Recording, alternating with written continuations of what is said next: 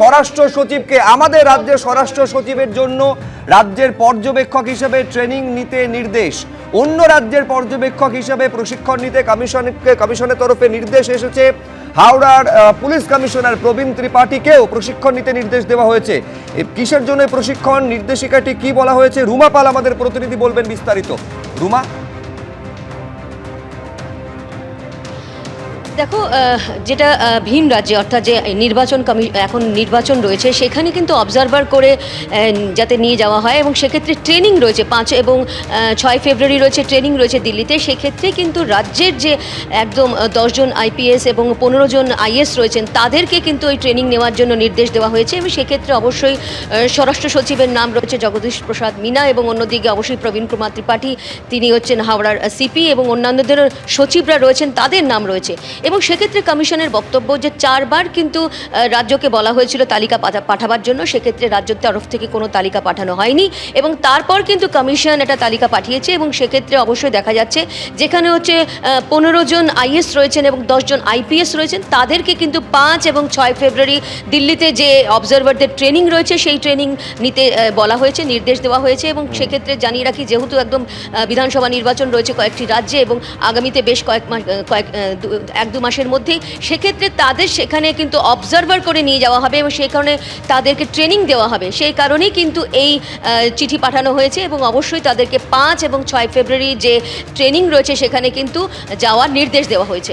অন্যদিকে জানিয়ে রাখি যে রাজ্যের তরফ থেকে 4 বার কিন্তু এরকম রিমাইন্ডার দেওয়া হয়েছিল নির্বাচন কমিশনের তরফ থেকে, রাজ্যের তরফ থেকে কোনো সবুজ সংকেত মেলেনি, কোনো তালিকা পাঠানো হয়নি এবং এখন যে তালিকা পাঠানো হবে কিনা সেটাই এখন সবথেকে বড় ব্যাপার, কারণ এর মধ্যে কিন্তু স্বরাষ্ট্র সচিবের নাম রয়েছে। এই নিয়ে অবশ্যই প্রশ্ন উঠছে স্বরাষ্ট্র সচিবকে তারা কি এরকমভাবে অবজারভার হিসেবে ট্রেনিংয়ে ডাকতে পারেন। তবে প্রশ্ন হচ্ছে কমিশনের একটা লিস্ট থাকে এবং সেক্ষেত্রে লিস্টের মধ্যে পরপর যে সমস্ত আইএস এবং নাম রয়েছে, পরপর আইপিএসদের নাম রয়েছে, সেই হিসেবেই পাঠানো হয়েছে, আলাদা করে কোনো স্বরাষ্ট্র সচিব বা এই ভেবে কিন্তু পাঠানো হয়নি, এমনটাই কিন্তু কমিশনের বক্তব্য। বেশ, এই যে তালিকা পাঠানো হয়েছে সেই তালিকায় একেবারে স্বরাষ্ট্র সচিবের নাম রয়েছে, হাওড়া সিপির নাম রয়েছে, যাদের পর্যবেক্ষক হিসেবে 5 তারিখ এবং 6 তারিখ দিল্লিতে প্রশিক্ষণ রয়েছে।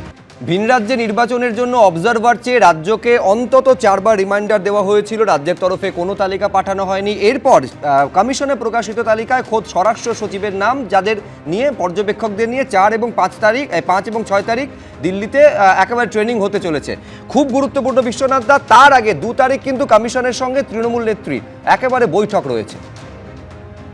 প্রথমত বলবো যে ইলেকশন কমিশন যে কোনো কর্মী চাইতে পারে এবং রাজ্য সরকার কাছে যদি সেই কর্মী চায় তা রাজ্য সরকার দিতে বাধ্য, সংবিধান একদম বাধ্য শব্দটাই বলা আছে।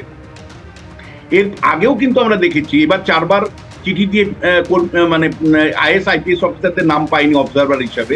এর আগে ডাটা এন্ট্রি অপারেটরের জন্য কিন্তু একাধিকবার স্বরাষ্ট্র সচিবের নামও থাকতে পারে, একেবারে যে কোনো কাউকে, একেবারে যে কোনো কাউকে, সেটা নিয়ে কোনো অসুবিধা নেই। হয়তো ডেটা, আমার ধারণা যে পুরনো তথ্য অনুসারে হয়তো উনি অন্য কোনো পোস্টে তখন ছিলেন, সেটাকে কনসিডার করা হয়েছে। নর্মালি সেক্রেটারিয়েট পোস্টে যারা থাকেন তাদেরকে অব্যাহতি দেওয়া হয়, যেহেতু ডিপার্টমেন্টগুলো পরিচালনা করেন। কিন্তু আমার ধারণা যে যেহেতু রাজ্য সরকার কোনো তথ্য দেয়নি, তাই পুরনো তথ্যের উপর ভিত্তি করে তার নাম হয়তো এসছে।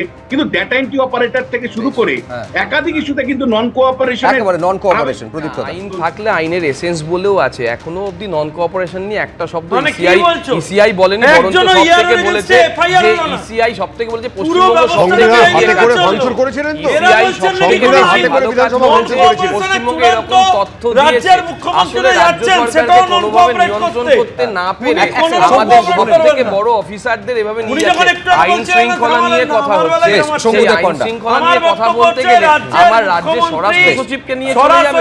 সাংবিধানিক পোস্টে থেকে ইলেকশন কমিশন ঘেরাও করবেন বলেছিলেন এবং সরাসরি বলছে বেশ করেছে, বলেছেন বেশ করেছে। উনি বলছেন, শুনুন, উনি এখানে বসে বলছেন মুখ্যমন্ত্রী ইলেকশন কমিশনকে অ্যাটাক করে বেশ করেছেন। পরিষ্কার কথা, বিজেপি তৃণমূল দুজনেই সংবিধান মানে না। আপনারা মানেন? খুব পরিষ্কার, আমরা তো মানি।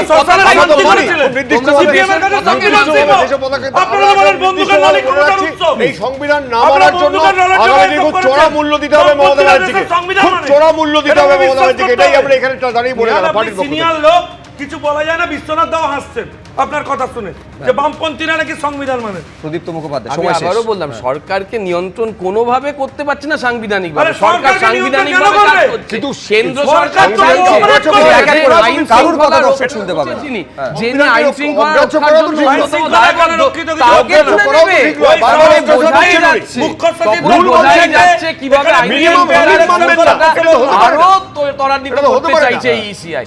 যখন ইসিআই এবং বলছে রাজীব কুমারের পশ্চিমবঙ্গ ঘটনাটা তো সরকার সব পুরো থেকে গট নাকি অফ ভালো বেরিয়ে কাজ যাওয়া। করেছে। নিঃসন্দেহে এইবারে আমি বলছি এক কমিশনের তরফে এই যে তালিকা প্রকাশ করা হয়েছে, যে তালিকায় স্বরাষ্ট্র সচিবের নাম আছে, এখন দেখার বিষয় 2 তারিখ বিকেল 4টেই নির্বাচন কমিশনের সঙ্গে তৃণমূল নেত্রীর যে বৈঠক হওয়ার কথা রয়েছে, সেখানে আবার এই প্রসঙ্গ ওঠে কিনা, আমাদের সেদিকে নজর থাকবে।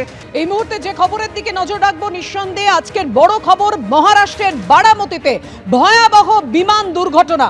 আর এই বিমান দুর্ঘটনায় মহারাষ্ট্রের উপমুখ্যমন্ত্রী অজিত পাওয়ারের মৃত্যু হয়েছে। বিমান দুর্ঘটনায় মহারাষ্ট্রের উপমুখ্যমন্ত্রীর মৃত্যু, কারণ ভেঙে পড়া ওই প্রাইভেট বিমানেই ছিলেন উপমুখ্যমন্ত্রী। অজিত পাওয়ারের সঙ্গে বিমানে থাকা আরও 4 জনের মৃত্যু হয়েছে। এআই প্রযুক্তিতে তৈরি সেই ভিডিওটি রেখেছি আপনাদের সামনে। অবতরণের সময় ভেঙে পড়ে বিমান, এমনটাই খবর সূত্রে। ভেঙে পড়ার আগে জরুরি অবতরণের জন্য মেডে কল দেন পাইলট। যখন বিপদ বুঝতে পারেন সেই সময় একেবারে শেষ মুহূর্তে পাইলট এই মেডে কল দিয়ে থাকেন। খবর সূত্রে প্রথমবার অবতরণে সমস্যা, দ্বিতীয়বার অবতরণের জন্য এমার্জেন্সি কল দিয়েছিলেন পাইলট, আর দ্বিতীয়বার অবতরণের আগেই ভেঙে পড়ে অভিশপ্ত বিমান। নির্বাচনী প্রচারে বারামতিতে যাচ্ছিলেন অজিত পাওয়ার। দিনভর একেবারে ঠাসা রাজনৈতিক কর্মসূচি ছিল তার, আর তার আগেই ঘটে গেল ভয়ঙ্কর দুর্ঘটনা।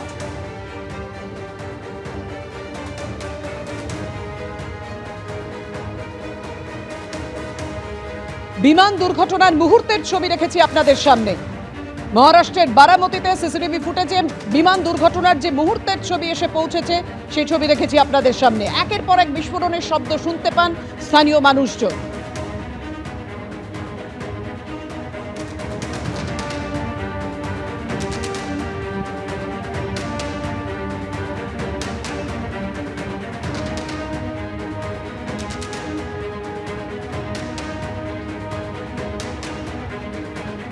কেন ভেঙে পড়ল বিমানটি? ক্যাপ্টেন বি পার্থ সারথী তিনি নিজে কি সম্ভাবনা দেখেছেন দেখুন।